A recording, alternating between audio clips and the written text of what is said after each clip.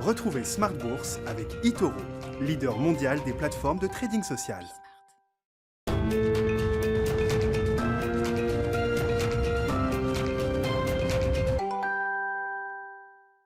Bienvenue dans Smart Bourse, votre double dose quotidienne de marché sur Bismart en direct chaque jour à la mi-journée 12h30, 13h et le soir. La grande édition pendant une heure, le grand digest de l'information économique, financière et boursière à partir de 18h30. Au sommaire ce soir, une victoire démocrate, une double victoire démocrate pour ces élections sénatoriales en Géorgie. C'est ce qui se profile, en tout cas les deux candidats démocrates réclament la victoire. Il faut noter que le marché salue, semble-t-il, cette vague bleue qui est complétée donc avec ce dernier tour d'élection sénatoriale en Géorgie. En tout cas, on voit toute une partie du marché qui achète l'idée de marge de manœuvre budgétaire peut-être plus importante pour l'administration de Joe Biden. On est donc sur le thème de la reflation.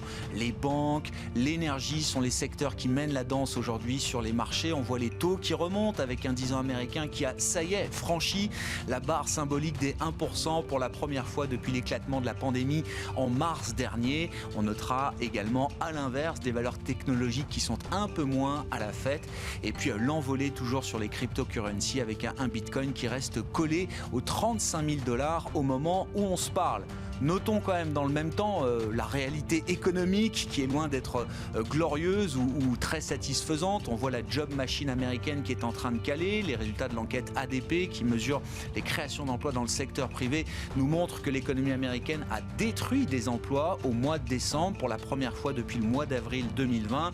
123 000 emplois détruits au mois de décembre, ce qui laisse entendre qu'on entre dans le dur quand même de la reprise économique. Une reprise qui pourrait désormais se faire peut-être sans emploi. Rappelons que 20 millions de jobs ont été détruits aux États-Unis à travers cette crise pandémique. 10 millions ont été récupérés à ce stade. Et puis dans le dernier quart d'heure de Smart Bourse, le quart d'heure thématique, chaque soir focus sur un thème de marché. On s'intéressera ce soir au segment spécifique particulier de la dette émergente avec un spécialiste bien sûr. Ce sont les équipes d'Iveo Capital Partners qui seront avec nous en direct à partir de 19h15.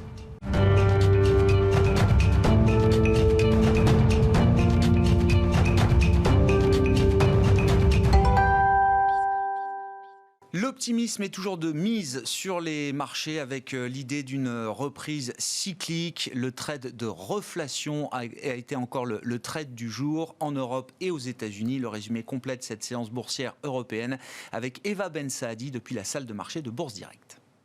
Clôture dans le vert ce soir pour le CAC 40 après une journée intégralement en hausse. L'indice parisien termine sa journée à plus 1,19% pour s'établir à 5 631 points. Une journée principalement animée par les indices PMI des services pour le mois de décembre. Les investisseurs ont pu regarder aujourd'hui celui de la zone euro, 46,4 points contre 47,3 attendus par les analystes. Il reste cependant plus élevé que celui du mois de novembre qui atteignait à peine les 41,7 points. En France, ce même indice ressort également un peu en dessous des attentes à 49,1 points contre les 49,8 attendus, mais cela reste sa plus faible contraction depuis 4 mois. En France, toujours les prix à la consommation sur un an restent stables en décembre après une augmentation de 0,2% en novembre. À noter également le feu vert de l'Agence européenne du médicament au vaccin contre le Covid-19 de Moderna qui laisse espérer une accélération de la campagne de vaccination en Europe. Le marché a bien sûr également regardé de très près les élections sénatoriales en Géorgie aux États-Unis. Les candidats démocrates ont à cette heure tous deux revendiqué la victoire. Les investisseurs qui anticipaient aujourd'hui une victoire du camp de Joe Biden, l'impact s'est fait sentir dès l'ouverture sur les indices boursiers américains, notamment sur les valeurs technologiques qui craignent une surveillance plus stricte et un alourdissement de la fiscalité sur les sociétés du secteur. Ils étaient attendus aussi les chiffres ADP de l'emploi dans le secteur privé aux États-Unis. Contre toute attente, le secteur a supprimé des emplois en décembre, une première depuis avril. 123 000 emplois ont été détruits le mois dernier. Au mois de novembre, 304 000 avaient été créés. Le marché surveillera également dans la soirée le compte-rendu de la dernière réunion du comité de politique monétaire de la Fed. De retour en France et du côté des valeurs aujourd'hui, les banques en tête du CAC 40. La remontée des rendements obligataires a profité tout au long de la journée à BNP Paribas, Crédit Agricole et Société Générale. Carmat décolle après son annonce de lancement commercial de son cœur artificiel Total au deuxième trimestre 2021. Alstom qui a annoncé hier avoir réalisé avec succès une émission à 8 ans de 750 millions d'euros d'obligations seniors à taux d'intérêt fixe de 0%, un produit d'émission qui servira entre autres à financer une partie de l'acquisition de Bombardier Transport dont la finalisation est prévue fin janvier. Sur le front du pétrole, le baril de Brent poursuit sa progression au-dessus des $54 après l'accord trouvé hier entre les membres de l'OPEP+. Total dopé par cet accord finit la journée à plus 4,39% sur l'indice parisien. Demain, les investisseurs pourront prendre connaissance de l'indice de confiance des consommateurs de la zone euro au mois de décembre, ainsi que les ventes au détail. Aux États-Unis, l'indice ISM des services et la balance commerciale seront attendus dans l'après-midi, ainsi que les inscriptions hebdomadaires au chômage. Eva Ben Saadi qui nous accompagne aujourd'hui en fil rouge sur Bismart depuis la salle de marché de Bourse Direct.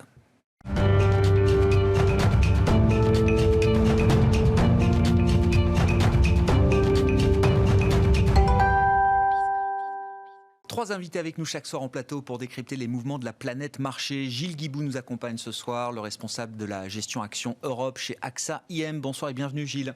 Bonsoir Grégoire. Frédéric Rollin est avec nous également, conseiller en stratégie d'investissement de Pictet Asset Management. Bonsoir Frédéric. Bonsoir. Merci d'être là. Merci à Hervé Gouletker de nous accompagner également. Bonsoir Hervé.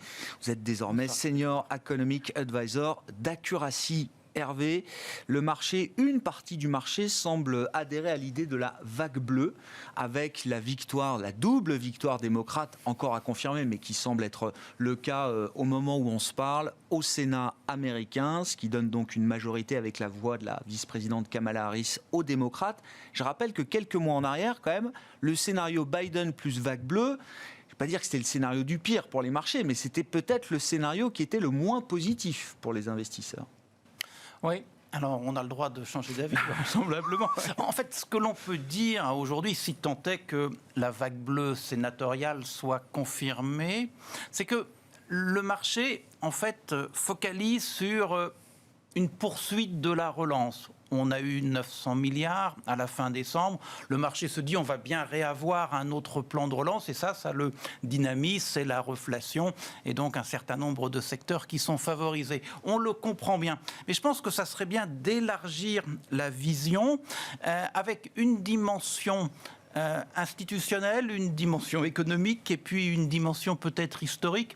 Au niveau institutionnel, je pense que les démocrates, même s'ils ont tous les pouvoirs, seront prudents dans l'ampleur du plan de relance.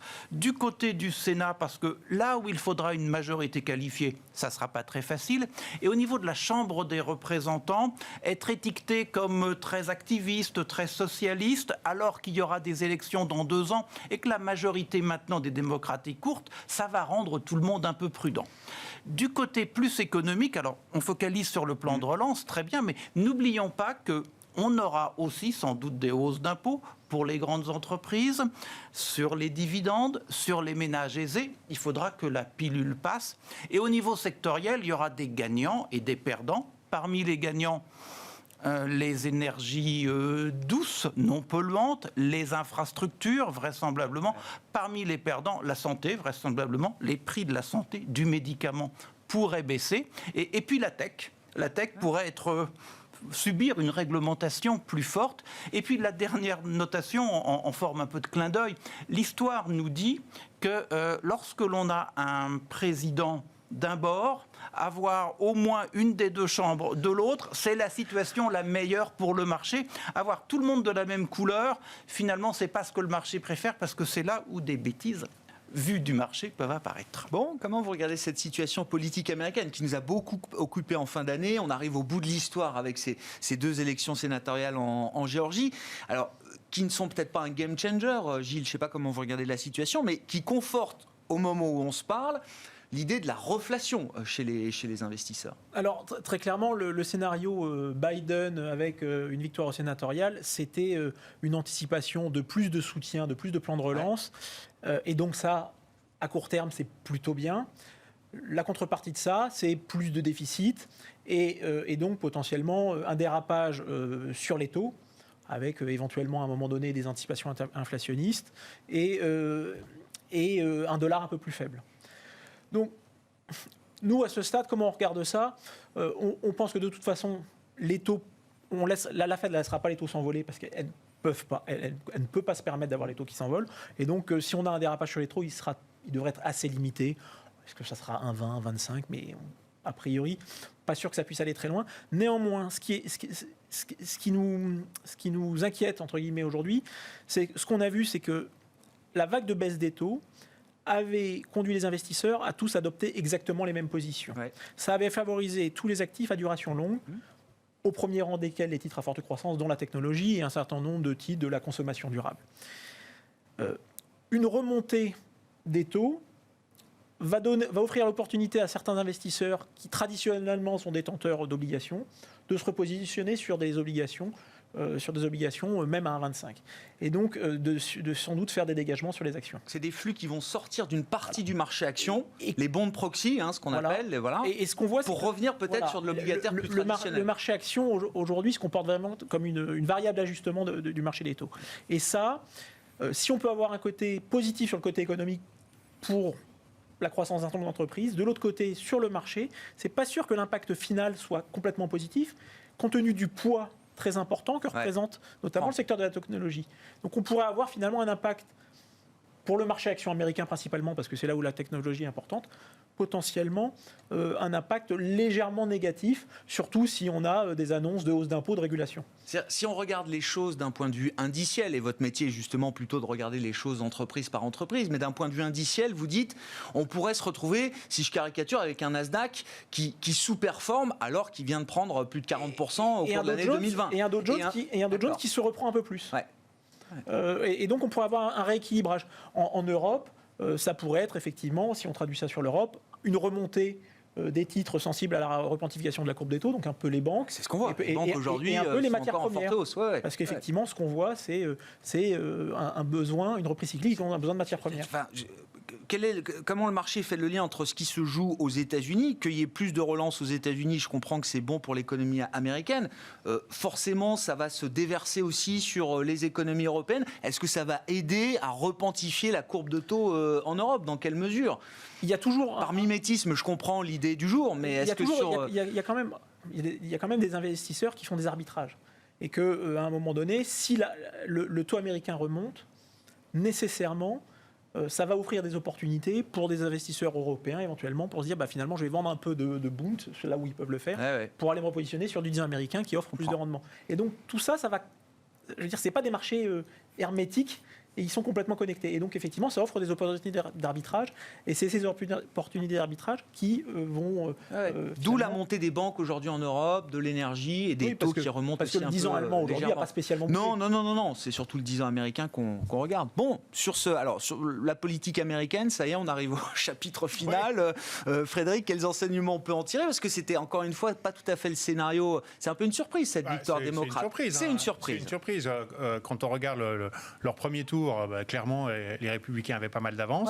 Probablement, ce qui s'est passé, certains stratèges républicains en parlent, mais à force de dire que les élections sont truquées, eh bien, certains électeurs simplement ne se sont pas présentés. C'est peut-être pas la peine. Ça les a peut-être découragés, tandis que les démocrates, eux, ont continué de pousser le vote par correspondance. Et c'est vrai qu'il reste encore quelques décomptes à faire, mais compte tenu de l'avance qu'ont déjà les sénateurs démocrates et des décomptes qui sont à faire dans des districts qui sont plutôt fortement démocrates, je crois que l'élection est tout à fait jouée. Donc, ils ont réclamé leur victoire. Voilà, Sénat démocrate. Alors pourquoi est-ce que les marchés montent ? Je dirais d'une certaine façon, qu'est-ce qui peut être une mauvaise nouvelle quand on a à la fois des politiques budgétaires qui sont totalement libres et des politiques monétaires qui sont totalement libres. Et je crois que c'est peut-être un petit peu ce qu'on voit aujourd'hui, c'est-à-dire que d'une certaine façon, la hausse de la fiscalité, alors d'une part, c'est vrai qu'avec une majorité courte, peut être difficile de l'avoir, mais je pense que, après tout, les déficits budgétaires sont entièrement financés par la Banque centrale à des taux très bas. Pourquoi aller risquer les élections de mi-terme pour pour une rigueur budgétaire dont, au fond, plus personne ne veut, quoi. Enfin, quelques-uns, mais enfin, pas grand-chose. Alors que on pourrait tout simplement focaliser sur des nouvelles dépenses qui relanceraient la croissance, permettraient de soutenir l'emploi et à la fin gagner encore un peu de terrain vis-à-vis des Républicains. Donc je pense que c'est comme ça que le marché voit les choses et c'est effectivement du cycle économique positif, de la reflation, c'est peut-être à la fin ce qui nous attend dans les années futures. À partir du moment où on est librement dépensier, un État librement dépensier, financé à des taux proches de zéro par les banques centrales, la reflation va arriver. Donc, hausse des taux longs, mais pour nous, hausse des taux longs, pas bien longtemps, parce qu'à un moment donné, elle va faire mal et les banques centrales agiront. En revanche, eh bien, donc un peu pour les banques, mais peut-être pas un rallye très très long, mais tout ce qui est industriel, matériaux, etc., devrait en bénéficier. C'est une situation qu'on peut extrapoler combien de temps, Frédéric ? Dans le moment d'urgence encore actuel, je comprends, la Fed achète 120 milliards de dollars par mois et nous a dit qu'elle allait continuer pendant encore un certain temps. Mais jusqu'à quand on peut extrapoler cette idée du meilleur des deux mondes ? Est-ce qu'il n'y a pas un moment où quand même le discours monétaire, le discours budgétaire risque de s'infléchir ? Si on écoute aujourd'hui les banques centrales, qui sont quand même elles qui permettent tout ça, écoutons Powell, ce qu'il dit, c'est qu'au fond, si l'inflation remonte, ils ne monteront pas leur taux. Donc, on a l'impression que peut se dessiner un scénario qu'on a vu après-guerre où on a une inflation qui remonte, des taux qui sont bas et d'une certaine façon, comme ceci, eh bien la dette se retrouve réduite mécaniquement, je dirais remboursée par l'inflation. Une sortie par le haut, quoi. En quelque sorte. Alors évidemment, dans ces scénarios-là, il y a des gagnants et des perdants. Donc ça sera plutôt favorable aux actifs et plutôt défavorable évidemment aux épargnants qui vont se retrouver avec des rendements obligataires négatifs. Mais voilà, on peut avoir le sentiment, alors évidemment ça va se jouer peut-être plus finement que ça, ce que je dis est peut-être un petit peu simpliste, mais au fond, aussi longtemps qu'il le faudra, j'ai envie de dire. Bon, dans cette idée du meilleur des deux mondes, Hervé, où est la faille ? Est-ce qu'il y a un moment où est-ce qu'il y a un point de rupture possible ? Je rappelle quand même juste, au passage, l'économie américaine détruit 123 000 emplois dans le secteur privé au mois de décembre. Sur le plan de la pandémie, au Royaume-Uni, on est à plus de 1000 morts sur les dernières 24 heures, ce qui est plus, par exemple, qu'un pays comme l'Australie sur la totalité de la pandémie. On est en lockdown niveau 5 au Royaume-Uni. Le marché britannique prend 3,5% ce soir. Enfin, est-ce qu'il n'y a pas un moment quand même, est-ce que la Fed va pouvoir acheter plus encore que 120 milliards de dollars par mois s'il le fallait ? Je crois qu'il y a une réalité sanitaire aujourd'hui qui fait que se mettre à penser aujourd'hui à la sortie de ce policy mix, politique budgétaire, politique monétaire très accommodant, c'est pas du tout d'actualité. C'est prématuré. Parce que, en fait, aujourd'hui, on le sait, on a une économie fragilisée par la crise sanitaire.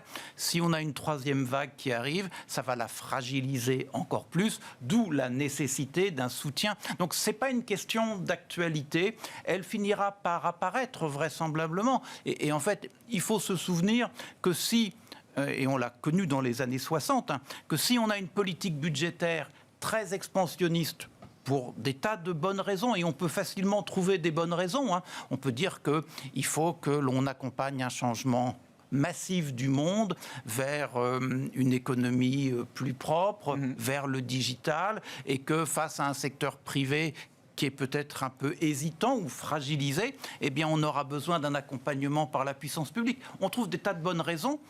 Et si, en faisant cela, eh bien, le germe de l'inflation que le marché semble percevoir. Alors, le marché, il a une longue vue, parce que ce germe de l'inflation, il est vraisemblablement pas pour les prochains trimestres, quoi.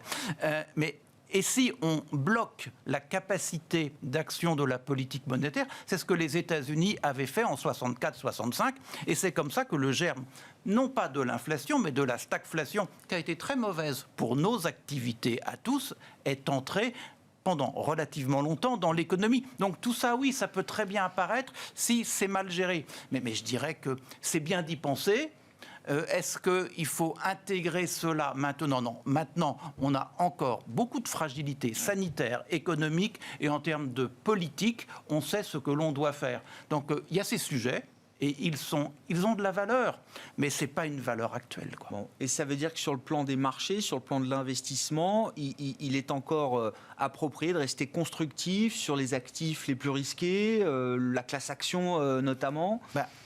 Peut-être pas directement, mais indirectement, oui, parce que nos métiers sont faits pour extraire du rendement d'une réalité. Si on est en train de dire qu'on va scotcher les taux d'intérêt à un bas niveau, alors on voit bien que le marché veut les pousser un peu à la hausse, mais les banques centrales, à un moment ou à un autre, vont calmer cela. Donc on sera bien obligé d'aller plus sur des papiers à risque. Alors il y aura le crédit, mais le crédit, quand on voit les performances, si ce n'est en début de semaine des dernières semaines, ça a encore été de très belles performances, et donc on ira sur les actions, quoi. Donc en fait, c'est peut-être moins un reflet d'une réalité économique d'aujourd'hui ou de demain qu'une nécessité. Oui, c'est ça, c'est une obligation d'aller sur des marchés plus risqués aujourd'hui. Justement, là, c'est quoi les grandes lignes directrices de l'investissement alors en 2021, en tout cas en ce début d'année chez Pictet Asset Management, Frédéric? Nous, on est plutôt positif, ne serait-ce que parce que voilà, les taux sont à zéro, il y a une politique reflationniste, et donc c'est vrai que les valorisations sont élevées, voire très élevées, mais on s'attend quand même à une croissance bénéficiaire très solide pour l'année 2021. Et si on regarde à moyen terme, eh bien voilà, taux obligataire européen proche de zéro, dividendes sur les actions 2,5 à 3, plus de la croissance, et n'oublions pas que les actions, enfin les entreprises européennes des indices, elles vont chercher de la croissance pas seulement en Europe, il n'y en a pas beaucoup, mais aussi en Asie, aux États-Unis. Donc on arrive à des performances à moyen terme probablement supérieures à 5%. Donc voilà, donc pour nous les valos sont plutôt chers, mais pas hyper tendus, et compte tenu de taux très très bas, on reste investi. Et puis après il y a des régions qu'on va préférer, des secteurs qu'on va préférer. Donc l'Asie, voilà, l'Asie, secteur très intéressant. C'est vrai que quand on regarde les valorisations, elles se sont beaucoup renchéries au cours des derniers mois. Quand on regarde un graphe à 6 mois, on trouve que c'est plutôt sur le haut. Quand on regarde un graphe à 5 ans, on se retrouve plutôt à peu près au milieu, en fait. Et quand on regarde un graphe à 15-20 ans, on s'aperçoit qu'au fond, il y a toute une période post-crise 2008 où les émergents n'étaient pas chers, et la question c'est, est-ce qu'on va en sortir? Est-ce que ce rallye qu'on a, c'est vraiment une nouvelle cherté des émergents ou seulement les débuts d'un rattrapage? Et quand on voit ce qui se passe en Chine et la réussite aujourd'hui du modèle chinois, économie diversifiée, avancée technologique importante, politique monétaire avec encore des possibilités, politique budgétaire avec encore des possibilités, on se dit peut-être que les investisseurs vont réfléchir et se dire c'est peut-être que le début du rallye. En tout cas, nous, c'est comme ça qu'on est positionné. La brutalité avec laquelle Pékin peut diriger encore aujourd'hui certaines affaires, on parlera peut-être d'Alibaba tout à l'heure, d'Ant Financial, c'est plus un frein majeur pour l'investisseur européen qui voudrait justement investir peut-être plus structurellement ce marché asiatique et donc chinois forcément. Ce que je crois, c'est qu'on a quand même aujourd'hui une économie chinoise qui est gérée de façon de plus en plus efficace. Et là, je ne parle pas de politique, je parle vraiment de gestion des entreprises. On avait vu par exemple dans les années 2009-2010, grosse expansion du crédit, et c'est ça qui a découragé beaucoup d'investisseurs. Et on s'est retrouvé avec des surcapacités sur l'acier, sur le ciment. Je me souviens même, on avait remarqué chez Pictet Asset Management que le prix au kilo de l'acier était inférieur au prix du chou. Je sais pas, c'était pour la première fois de l'histoire, je sais pas si c'est extraordinaire, mais en tout cas, il y avait un côté un peu étonnant, et depuis, ça s'est corrigé. Et donc voilà, après, il y avait des surcapacités, il fallait vendre à tout prix, à des prix bas, et donc il n'y avait pas de marge, et donc on avait de la croissance en Chine, mais on n'avait pas de croissance bénéficiaire.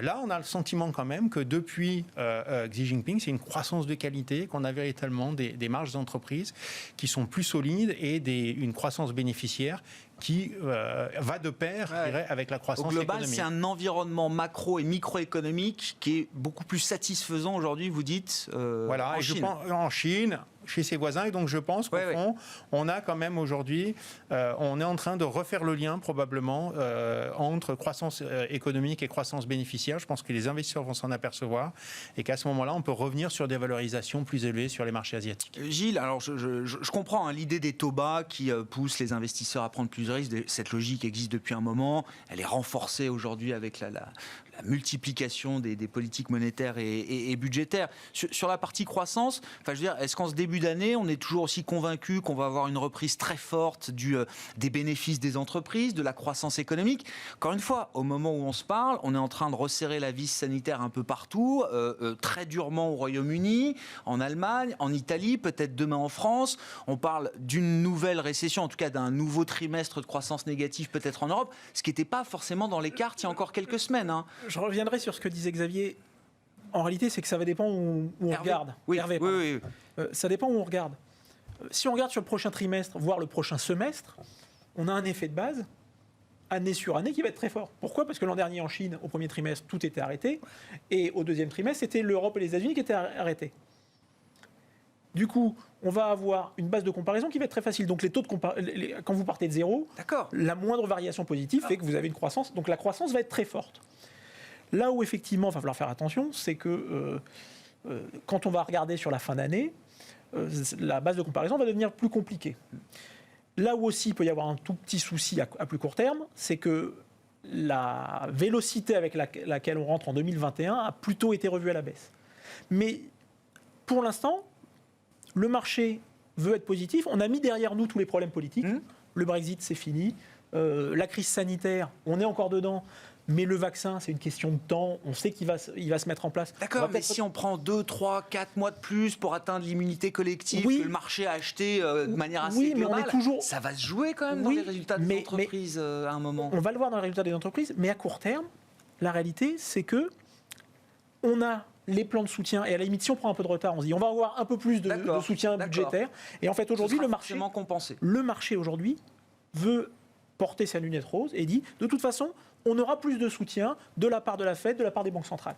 Et ce qui est assez marrant, et c'est là où je pense qu'il faut être attentif quand même à ce qui se passe sur les taux, même si on pense qu'ils ne vont pas monter très fort, à un moment donné, ça peut déplacer des masses d'argent considérables. Mais ce qu'on a pu voir, c'est qu'il y a une corrélation qui a été très forte entre la hausse du S&P et le pourcentage des émissions obligataires à taux négatif. Au plus le pourcentage des émissions obligataires à taux négatif montait, au plus le S&P montait. Ouais. Et ce qui correspondait aussi à l'expansion du bilan des banques centrales de manière agrégée. Et donc, au poids de la tech américaine dans le S&P qui profite de la baisse des taux. C'est qu'effectivement, tant qu'on a les banques centrales et les gouvernements à la rescousse, on a un put gratuit. En réalité, les investisseurs ont un put gratuit. Le seul risque pour l'investisseur, ça vient du niveau du taux du 10 ans américain qui, à 1,25, peut créer peut-être un peu plus de douleur que... À court terme, c'est ce qui pourrait faire dérailler le marché. Mais pour l'instant, on est... Alors, moi, en ce moment, j'ai l'impression de rajeunir. J'ai l'impression de revenir 20 ans en arrière. Parce qu'effectivement, quand je regarde certains secteurs du marché, j'ai l'impression de retrouver ce que j'ai connu il y a 20 ans avec la bulle Internet, avec des valorisations qui semblent complètement déconnectées de la réalité. Quand on regarde un certain nombre... On veut des noms alors un Tesla. Oui. Qui prend 4% au moment où on se parle, alors que la tech américaine, la tech GAFAM baisse. Quand j'ai commencé il y a 20 ans, c'était exactement ça. J'avais des investisseurs qui me disaient « Mais que n'avez-vous acheté telle valeur ? J'en ai acheté il y a 3 jours, ça a pris 100%. Ouais. » Et le fait est, c'est que factuellement, ils avaient raison. Quand on les revoyait 6 mois plus tard, ils avaient perdu une partie de leurs économies. Donc aujourd'hui, on est... Enfin, Tesla, ils ont des usines et ils produisent 500 000 voitures. Oui, c'est peut-être pas beaucoup, mais il y a quand même quelque chose. Non, mais bien sûr. Mais souvenez-vous de Wanadu. Souvenez-vous de ce qu'était Orange. Donc, à un moment donné, ils avaient des clients qui consommaient du téléphone. Ouais. Et même des sociétés comme Capgemini qui avaient quand même été capables de fortement baisser à l'époque. Donc, oui, il y a une réalité, c'est une rupture. Mais aujourd'hui, quand on voit un certain nombre de valorisations, Ørsted, c'est une très belle valeur. On est sur la transition climatique qui fait rêver tout le monde. Mais aujourd'hui, on anticipe 10 ans de pipeline. Sachant qu'aujourd'hui, le nombre d'intervenants sur le secteur des fermes éoliennes est de plus en plus nombreux, avec des gens qui ont de l'argent et des poches profondes, les pétroliers. Donc, ça ne va pas rester, les choses ne restent pas complètement immuables. Il y a des poches d'exagération dans le marché qui peuvent se corriger violemment quand même. Ça fait partie des risques. Dans la cartographie des risques, il y a ça. Et après, je pense qu'effectivement, il y a des réalités. La transition écologique en est une. En plus, avec la vague bleue américaine, c'est quelque chose qui va être réel. Donc je pense que ça va ouvrir des besoins d'infrastructures massifs. Et je pense qu'il y a des moyens d'investir avec des profils de risque moins élevés et avec des returns plus intéressants. Chaque fois que vous plantez une éolienne, en réalité, vous allez participer à un déséquilibre du réseau de transmission électrique, vous allez créer en fait de l'intermittence. Et donc, la réalité, c'est qu'il faut créer plus d'interconnexions. Ouais. Plus d'interconnexions, il faut revoir tous les réseaux. Aujourd'hui, quand vous prenez les dépenses d'investissement des utilities, plus de la moitié sont dédiées au réseau. Donc il faut aller chercher beaucoup plus loin dans la chaîne de valeur derrière ce thème, par exemple, aux de la transition écologique. Aux États-Unis, le réseau électrique, il date des années 30 et il a été fait sur une base étatique, par État. Or, quand vous rajoutez de l'intermittence, il faut créer des interconnexions parce qu'à un moment donné, vous pouvez avoir du soleil au Texas et pas de vent dans le nord des États-Unis. Et donc, il faut pouvoir envoyer les électrons. Donc, il faut faire des investissements massifs. Donc, aujourd'hui, je pense que c'est plus intéressant d'aller chercher des sociétés qui sont peut-être un peu moins en première vue, plutôt qu'aller chercher un Vestas, aller chercher un Prysmian, un Nexans. Qui est déjà très évident aux yeux du marché. Qui vont se payer un tiers du prix en termes de valorisation et qui ont des positions de véritables leaders, mais qui ne sont pas autant enflés. Et sinon, des sociétés régulées, en Europe, il y en a quelques-unes, que ce soit les Elia, les Terna, les Ion, voilà, mais sur lesquelles vous avez une visibilité sur votre investissement, et dans un environnement de taux qui va rester bas, en plus, vous avez un rendement de 4%. Ouais. Hervé, je vous ramène, je suis désolé, à la macro immédiate. Non, mais la question qui m'intéresse, c'est si on part sur des nouveaux confinements, et c'est le cas encore une fois déjà dans un certain nombre de pays, des confinements durs, j'entends, les écoles sont fermées en Allemagne aujourd'hui, le Royaume-Uni est en niveau 5 avec plus de 1000 morts sur les dernières 24 heures.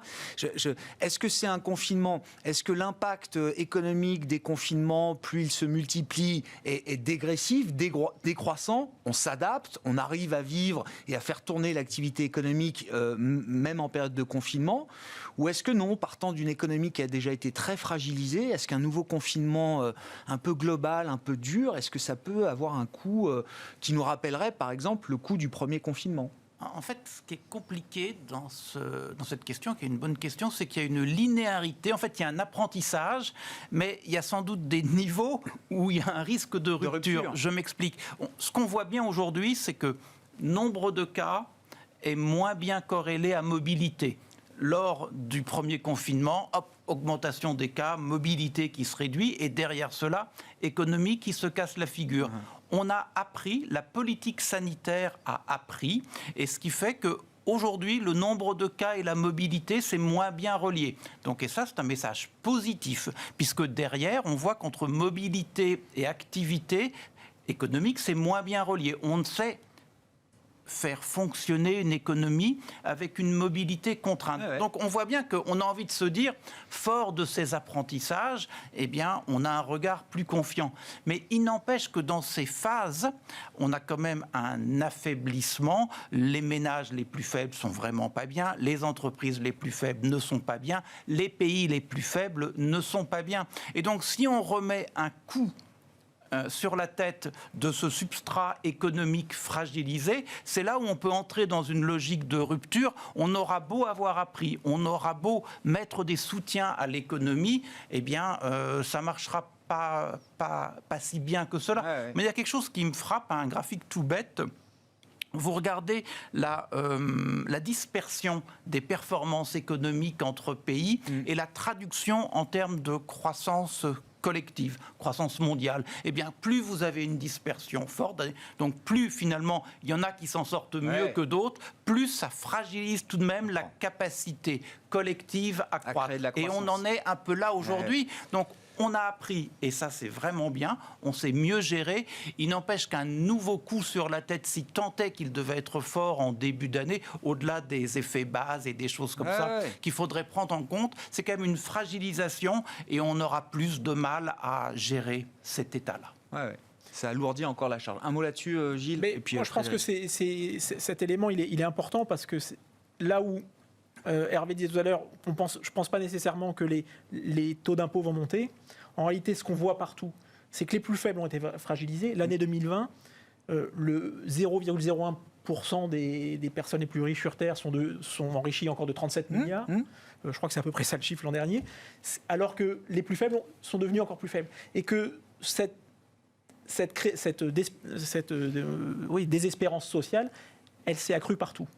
Et qu'en réalité, aujourd'hui, les politiques doivent répondre à ça. Oui. Et que pour y répondre, une des façons d'y répondre. Pour des questions politiques et aussi pour des questions économiques. Je ne veux pas vous emmener trop loin. Et de cohésion sociale. C'est pas optimal, de gérer une société aussi avec des divergences aussi fortes. Et du coup, ça devient dysfonctionnant parce qu'en réalité, ils peuvent gagner 30 milliards de plus, mais ils n'en font rien. C'est stérilisé, c'est pour aller faire remonter d'autres actifs. Donc il vaudrait mieux redistribuer ces 30 milliards à des gens qui seraient en mesure de consommer. Donc en réalité, c'est là où finalement on peut avoir quand même une velléité à faire monter les impôts. C'est ce que vous disiez tout à l'heure, Frédéric. C'est à un moment, Main Street va prendre sa revanche, ou en tout cas le politique va faire en sorte de favoriser ou de faire remonter un peu le pouvoir de Main Street versus Wall Street, versus les marchés financiers. Je crois que oui, l'idée aujourd'hui, c'est qu'effectivement, que ce que voient les marchés aujourd'hui, c'est que les hésitations qu'on a aujourd'hui sur la croissance économique, les lockdowns, au fond, ça n'est pas si important pour les marchés. Je dirais pour deux raisons. D'une part, parce qu'on pourrait vendre des actions pour aller sur des obligations et attendre que ça aille mieux, mais on gagnerait zéro. Donc ça vaut peut-être pas la peine. Et en revanche, on se dit, les États et les politiques monétaires vont pouvoir réalimenter la machine et faire remonter tout ça. Pas tout de suite parce qu'on est en lockdown, mais un peu plus tard. Donc à la fin, attendre un peu que ça se passe mieux. Ça n'est pas si important que ça. J'ai le sentiment en tout cas pour les marchés financiers. Je crois quand même peut y avoir des choses qui se passent moins bien. C'est que au fond, il y a quand même aussi un coût long terme. Bon, il y a le coût court terme sur les bénéfices des entreprises, mais un coût à long terme qui est, d'une part, le risque de faillite. Est-ce que finalement, on ne risque pas d'avoir un effet boule de neige? Ça, pour nous, c'est encore assez peu probable, justement parce que les taux sont à zéro, donc il va y avoir une capacité de financement des entreprises assez forte. Mais attention, à plus long terme, Hervé parlait tout à l'heure de stagflation, d'inefficacité économique. On risque de maintenir en vie aussi des sociétés qui, au fond, sont des sociétés zombies, qui n'ont pas véritablement de raison de continuer de fonctionner, qui font aussi baisser les prix par surcapacité, donc qui empêche l'inflation de revenir. Et ça peut être un problème. Mais je crois que le marché aujourd'hui s'en soucie pas. Ce qui se dit, c'est si je vends les actions, je suis à zéro sur les taux. Et de toutes les façons, si ça va pas mieux dans 6 mois, ça ira mieux dans 9 mois. C'est une mécanique assez physique. Voilà, je dirais. Donc voilà, on a deux bons gardiens de but. La fiscalité et le monétaire, et ça passe pas. Et sur le plan de l'investissement, vous nous disiez l'Asie tout à l'heure qui vous paraît être une zone un peu protégée, qui a une gestion meilleure. Alors, à la fois des finances publiques aujourd'hui et puis de la crise pandémique. Sur les thèmes un peu cycliques, est-ce que l'Europe présente de l'intérêt? Encore une fois, sur une journée comme aujourd'hui, les banques, l'énergie qui sont à nouveau leaders, ça fait 2 mois qu'on vit ce moment-là, depuis le 9 novembre, depuis l'annonce des premiers vaccins et de l'efficacité des premiers vaccins. C'est un mouvement qui a encore de la place pour se développer. Les banques notamment, les grands mal-aimés de la dernière décennie sur le plan boursier, est-ce que c'est un blason qui peut encore se redorer? Alors, sur les cycliques, oui. Nous, on pense que ça peut continuer. On va être plus prudent quand même sur certains secteurs comme les banques, qui nous paraissent plus limités par à la fois quand même la dégradation des dossiers de crédit, le fait que la hausse des taux va être quand même très très limitée. Donc on en retrouve un peu, mais je pense qu'on ne va pas en retrouver beaucoup. Les banques centrales vont revenir. Et puis une concurrence des fintech qui est quand même aujourd'hui très très forte. Donc on peut avoir encore un rallye, mais je dirais que c'est pas forcément un rallye de très long terme. Nous, on préfère les industriels et certains industriels qui vont être orientés plutôt bien d'équipement, parce qu'on a des signaux quand même que les entreprises qui ont arrêté leurs investissements vont les reprendre un petit peu plus tard. Et puis tout ce qui est matériaux, matières premières ou industrie de base, ciment, etc., qui là nous paraissent intéressants parce que, encore une fois, on y revient, mais c'est aussi la croissance chinoise qui est en train de tirer le monde. Et la croissance chinoise, c'est beaucoup de ciment et beaucoup d'acier et beaucoup de matières premières. Donc on serait plutôt orienté sur cette partie-là des cycliques. Et dans l'ensemble quand même, vous parliez de l'Europe. Oui, pour nous, l'Europe a encore du potentiel, mais on préfère quand même le Japon, qui est plus proche de la Chine, qui a à peu près les mêmes fondamentaux. C'est une croissance potentielle pas terrible, un peu plus faible qu'en Europe, des taux très bas. Ça ressemble beaucoup. Une gestion de l'épidémie qui est quand même meilleure. Ça se passe mieux là-bas qu'en Europe, même si ça s'est dégradé récemment. Et donc, et qui en plus est assez orienté vers les biens d'équipement. Donc ça me paraît intéressant. Et puis les mal-aimés. les détestés, et ceux qu'on regarde maintenant d'un nouvel œil, c'est les actions britanniques. Ah, j'allais y venir, parce que non mais le FTSE, grand indice britannique, connaît peut-être un démarrage d'année parmi les meilleurs de son histoire. Encore une fois, avec une crise pandémique qui est au sommet aujourd'hui au Royaume-Uni, un risque de rebasculer en croissance négative. Bon, le marché. Oui, mais encore une fois, l'épidémie, c'est une chose. Grâce au vaccin, ils avancent dans la vaccination. À un moment donné, dans le courant de l'année, il est assez probable que cette épidémie aura disparu, sauf remutation. Enfin bon, on n'est pas à l'abri de très mauvaises nouvelles. Mais les actions britanniques... On peut avoir un retour de flux d'investissement sur le Royaume-Uni. Je pense que c'est le marché, probablement un des marchés les plus sous-pondérés dans les portefeuilles internationaux. C'est quand même des négociations sur le Brexit qui ne sont pas terminées, parce que les services, c'est pas encore là. Mais finalement, on voit qu'on arrive quand même à s'arranger un peu. Donc ça redonne de l'espoir. Et puis c'est du cyclique.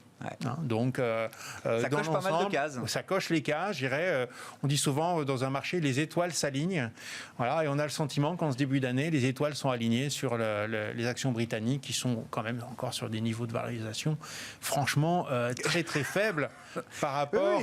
Il y a un côté asymétrique. Après, il y a un côté asymétrique. C'est ça. Et puis on verra peut-être, dans 1 an, dans 2 ans, on dira le Brexit, ça coûte tant de points à la croissance britannique, etc. Et donc on aura peut-être à ce moment-là, on se dit, finalement, il fallait peut-être pas acheter. Mais aujourd'hui, le thème, c'est lequel ? C'est les négociations, on arrive, les gens sont sous-pondérés et c'est cyclique.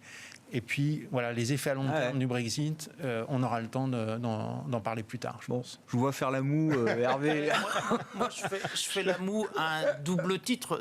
D'abord, en étant simplement factuel, vous prenez les performances économiques du Royaume-Uni depuis la fin de la Deuxième Guerre mondiale, vous coupez ça en deux. Ah oui. Lorsqu'ils étaient en dehors de la communauté économique, puis de l'Union, et lorsqu'ils étaient dedans. Ils ont vachement bien performé lorsqu'ils étaient dedans. Ils ont assez mal performé lorsqu'ils étaient dehors. Je ne sais pas si l'histoire se répète, mais au moins, elle nous envoie un message. L'économie, c'est fait de géographie. Et donc, s'éloigner de son principal marché, c'est quand même juste bizarre. Et la bizarrerie est encore poussée plus loin. L'économie britannique, ils sont forts sur le service aux entreprises, les services financiers. Ce qu'ils ont été foutus de faire, c'est de créer un accord sur les marchandises. Ils ne sont pas très forts sur les marchandises, et là où ils sont forts, c'est des grandes boîtes exportatrices, souvent étrangères. Enfin, moi, je veux bien, mais je ne suis pas sûr de tout comprendre. Et donc, avant de savoir si ça marche, moi, je regarderai un petit peu, et donc faire des paris en disant « Ouf, on a passé une super étape ». Voilà, maintenant ça ira mieux. Moi, j'aurais envie de dire, pour les Britanniques, les ennuis commencent maintenant. Après, je pense qu'effectivement, il va y avoir des coûts assez importants sur la croissance potentielle, mais je ne suis pas sûr que ce soit l'épisode de marché qu'on va vivre dans les 3 prochains mois. Et sur la performance de l'indice, je reviendrai peut-être sur ce qu'on oublie tout le temps de regarder, mais qui est quand même important, qui est la structure de marché. Le marché britannique est celui qui est le plus exposé aux matières premières. Et effectivement, toutes les grandes minières sont cotées à Londres. Et donc, effectivement, c'est un contributeur important. Et pareil, il y a un certain nombre de banques. L'Allemagne, l'an dernier, c'est le meilleur marché. On oublie juste de dire qu'il n'y a pas de pétrole, il n'y a pas de banque. Assez peu. Et donc, en réalité, elle pèse pas lourd. La contribution à la performance des banques et du secteur pétrolier sur la zone euro l'an dernier, c'est moins 6,5 en performance. C'est-à-dire que la performance du marché européen hors les banques, elle n'est pas à 0, elle est à plus 6,5. L'an dernier, le fait de ne pas avoir de banque et d'énergie dans les indices, vous faisiez 6,5. C'est ce qui faisait la surperformance. Si vous faisiez l'indice, vous faisiez 6,5. Je comprends. Je veux dire, voilà. Et sans compter qu'en fait, vous réallouiez à des secteurs qui en plus performaient mieux. 3 minutes, Gilles.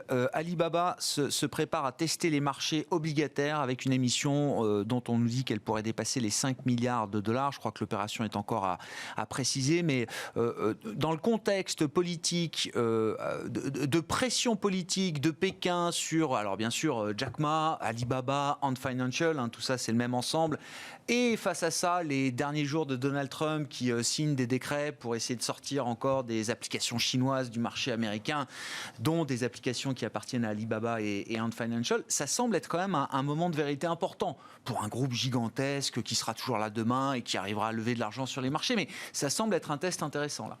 Je pense que c'est un test intéressant, mais il y a deux choses qui se télescopent. Pour moi, 2 thèmes qui se télescopent. Il y a un thème personnel qui est le rôle de Jack Ma vis-à-vis du Parti communiste chinois et comment il a pu tomber en désamour. Et une problématique qui est un peu plus transversale, qui touche tous les secteurs, toutes les sociétés de la tech, les GAFAM américains, c'est la montée de la régulation, qui est un thème, moi, que je regarde depuis un petit bout de temps et qui est un thème sur lequel toutes les semaines, il y a des nouvelles. Oui. Cette semaine, il y avait un article de Anna Bottine, donc la patronne de Santander, sur justement la nécessité de réguler pas uniquement les banques, mais également toutes les fintechs. Et donc, cet environnement de Far West qui a largement bénéficié aux sociétés technologiques, j'ai quand même la sensation que ça, on arrive un tout petit peu au bout.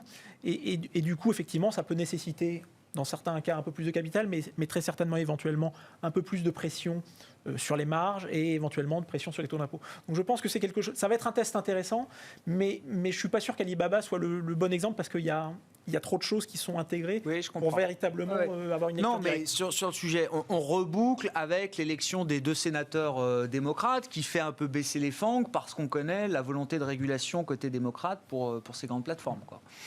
Et je pense que ça sera un thème qui va continuer à nous accompagner. Commencer d'une certaine manière. Voilà. Ouais. Bon, on s'arrêtera là pour ce soir. Merci beaucoup, messieurs. Merci d'avoir été avec nous pour le décryptage du jour. Planète Marché, chaque soir dans Smart Bourse sur Bismart.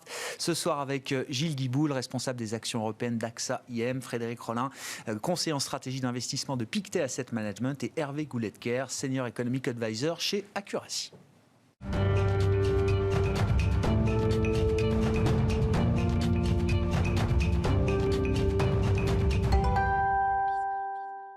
Le dernier quart d'heure de Smart Bourse chaque soir, c'est le quart d'heure thématique, un thème, un spécialiste. Le thème du jour, c'est celui de la dette émergente et le spécialiste, c'est Michael Israël, le cofondateur d'Iveo Capital Partners. Bonsoir et bienvenue Michael. Bonsoir Grégoire. Iveo Capital Partners, vous êtes spécialiste justement des situations spéciales sur les marchés obligataires, sur le marché du crédit et très focusé, très tourné vers justement la dette émergente. La dette d'entreprise, j'entends, le crédit émergent, qui est quoi ? Peut-être une des classes d'actifs dans le monde obligataire les plus risquées sur le marché, on peut le dire, perçu comme risqué. Voilà, perçu comme risqué. Intéressant. Quel bilan vous dressez là, de l'année 2020, justement, sur ce marché très particulier de la dette émergente, perçue comme risquée, Michael ? Alors, on pourrait dire de la volatilité, bien entendu, mais plus que la volatilité, c'est l'année de la différenciation entre les actifs. Il y a eu vraiment des écarts très importants. Pour donner des chiffres qui sont... qui n'arrivent pas souvent. Par exemple, on a trois fonds sur ce gisement, c'est-à-dire Corpo, Émergent, High Yield. On est vraiment sur un univers assez comparable. Après, les stratégies sont un peu différentes, mais les écarts de performance, c'est du jamais vu. On a un fonds qui finit à -1,5, un autre qui finit à +10, un autre qui finit à +20. Incroyable. Donc tout ça sur le même univers, donc ça vous donne une idée de la différenciation qu'il y a pu y avoir tout au long de l'année sur les actifs. Et c'est encore pire si on regarde en intra-annuel. Ouais. On voit des rebonds qui, pour le monde du crédit, sont limite absurdes. C'est-à-dire qu'on a des rebonds qui sont de plus de 50%, plus de 60% sur certains fonds entre le point bas et le point haut du fonds dans l'année. De l'obligataire. Exactement. L'obligataire, plutôt senior, quelque chose d'assez... d'assez simple. Donc c'est une année qui est marquée par cette grande volatilité, cette grande dispersion, mais intéressante parce que si on met en face de ça le taux de défaut, on se dit tout ça pour ça. À la fin de l'année, JP a sorti les chiffres là sur 2020, sur ce segment-là, encore une fois, supposé être le plus risqué, 3,5%. De taux de défaut. De taux de défaut. Vous mettez ça en parallèle avec le taux de défaut aux US qui est au-dessus de 6. C'est ça qui est incroyable. C'est-à-dire qu'il y a un graphique qu'on peut afficher qui montre sur plusieurs années, qui comprend notamment la grande crise financière de 2008, qui compare justement cette classe d'actifs, donc de dette au rendement, high yield, pour les États-Unis, pour l'Europe, donc les marchés développés, et pour la zone émergente. C'est assez contre-intuitif, mais on retrouve généralement plus de défauts, et y compris à travers cette crise pandémique, aux États-Unis et en Europe, plutôt que du côté des entreprises émergentes. Comment on explique ce phénomène qui est, encore une fois, qui est assez contre-intuitif ? Alors, effectivement, vous voyez que sur longue période, il y a 20 ans là, de graphiques. Sur longue période, on voit que la courbe verte est pratiquement tout le temps en dessous des autres. Et pourtant, encore une fois, la perception, c'est que c'est risqué, c'est plus risqué, etc. Bon, comment ça s'explique ? D'abord, pourquoi il y a moins de défauts ? qu'est-ce qui fait faire défaut en général? Il y a deux facteurs principaux. C'est soit vous êtes très endetté et vous finissez en défaut, soit vous avez une crise de liquidité, vous n'arrivez pas à vous refinancer. Bon, sur le côté de l'endettement, les entreprises émergentes ça fait longtemps que ça dure, mais ça continue, et en 2020 encore, sont 2 fois moins endettées que les entreprises des pays développés. Donc, à la fin, ça pèse quand même sur le taux de défaut. Hein. Donc, il y a moins de dettes. Ouais. On regardait aussi, pareil, actualiser un petit peu les chiffres. Avec cette crise, on a eu quand même une augmentation des ratios d'endettement. Donc, ça, c'est intéressant. Le ratio a augmenté partout. Puisque vous avez quand même sur le ratio, il y a la dette nette et puis il y a l'EBITDA. Et puis l'EBITDA, il a quand même plutôt été en baisse. Comprimé, oui, bien sûr. Donc, normalement, les ratios ont augmenté partout. Donc, le ratio a augmenté moins fortement dans la zone émergente, corporate. Mais ce qui est intéressant, c'est que le numérateur, la dette nette, a quasiment pas augmenté. Donc, le ratio, il est intéressant, mais quand on le décompose, on voit bien il n'y a pas eu d'augmentation de la dette. Il y a une baisse de l'EBITDA, mais il n'y a pas eu de forte augmentation de la dette sur les corpos émergents encore en 2020, d'où finalement très peu de défauts. Il n'y a pas eu de crise de liquidité. On est dans un monde inondé de liquidités. Ces sociétés dont on parle se financent en dollars. Donc, et pourtant, quand on parle des zones fragiles dans le monde, on pense tout de suite au monde émergent, Mickaël. Mais c'est une discussion qu'on avait déjà eue. Il y a un amalgame permanent qui confond en fait l'État souverain émergent et ses entreprises. Les entreprises du monde émergent sont bien gérées, en tout cas beaucoup mieux que leurs souverains. Exactement. Et cet amalgame, il est entretenu à la fois, cette perception, elle est le fruit d'un historique, mais il est entretenu par des éléments techniques dont je vous avais parlé sur votre plateau, qui sont les notations, le plafond souverain. Donc, si vous regardez encore des chiffres cette année, donc 2020, on vient de parler du taux de défaut corpo du high yield. Donc, encore une fois, plus risqué que ça, normalement, c'est ça. 3,5. Ouais. L'émergent souverain high yield, 22%, taux de défaut. D'accord.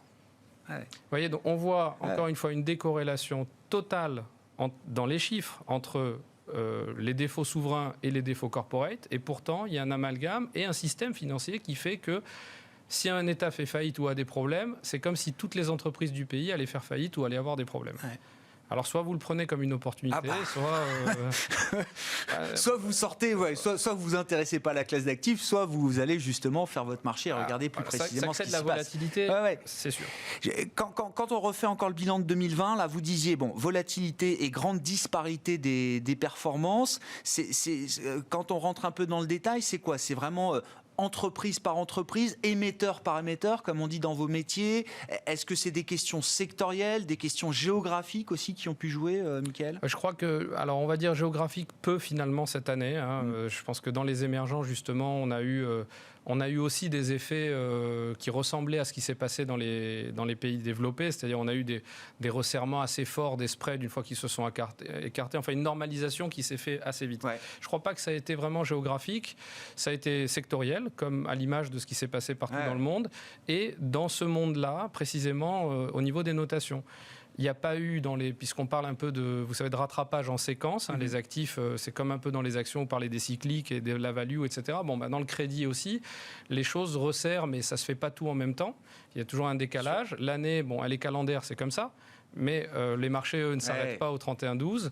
Et il y a eu effectivement un petit peu de retard sur, par exemple, les notations. Le single B, plus vous êtes bas, plus ça met du temps à remonter. Mais enfin, le mois de décembre a été spectaculaire. En termes d'action de marché, d'action crédit, il y a une accélération du rattrapage, très clairement. Je reviens sur la question des défauts. Est-ce qu'on peut imaginer qu'il y a aussi peut-être un décalage entre le moment de la crise que traversent les entreprises émergentes, en l'occurrence, et le moment où la vague de défauts arrive? Est-ce que c'est encore une possibilité devant nous, ou est-ce que vous diriez que le pire est probablement passé? Alors, le consensus, il n'est pas du tout à ça. D'ailleurs, le consensus pour l'année prochaine, il est à 2,5%, donc un taux de défaut moins bas important. Encore que 2020. Plus bas que 2020. Chez IVO, on partage ce consensus. Encore une fois, je reviens sur les bases, mais c'est de passer de la macro à la micro. Les entreprises, si elles ne sont pas trop endettées, c'est le cas. Il n'y a pas de raison qu'en 2021, alors que c'est une année de reprise économique, on pourra peut-être parler des facteurs de support, etc. Il n'y a pas vraiment de raison de voir une augmentation des défauts, c'est-à-dire comme s'ils avaient été juste décalés dans le temps. On n'a pas non plus le problème des sociétés zombies où finalement il faut qu'il y ait de la liquidité qui se déverse en permanence. On n'a pas ce problème-là, on a des sociétés qui se désendettent avec le cash flow. Donc je ne crois pas.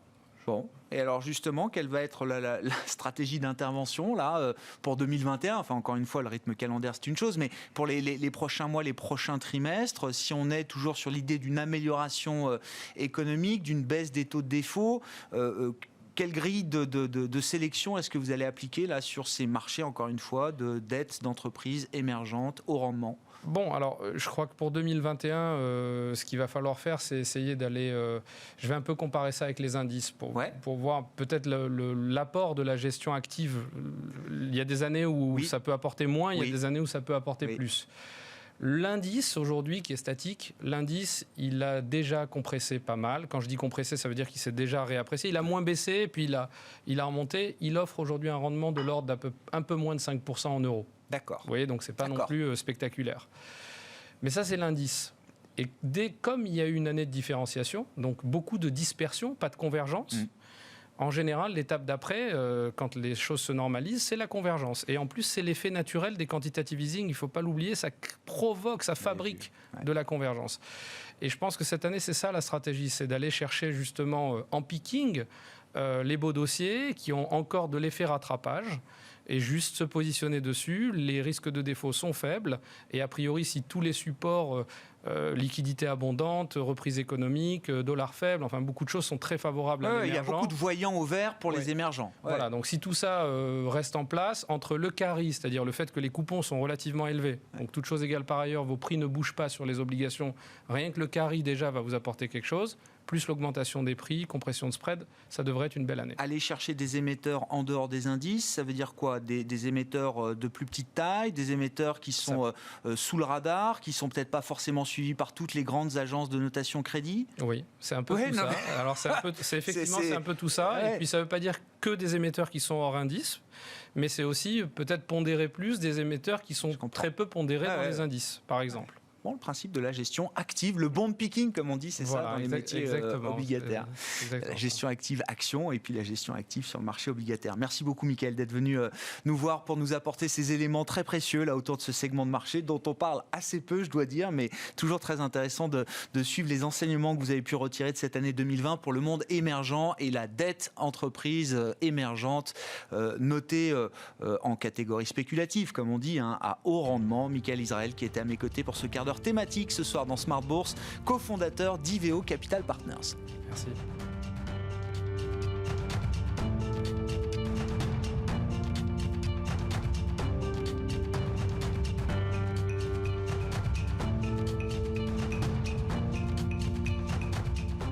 C'était Smart Bourse avec eToro, leader mondial des plateformes de trading social.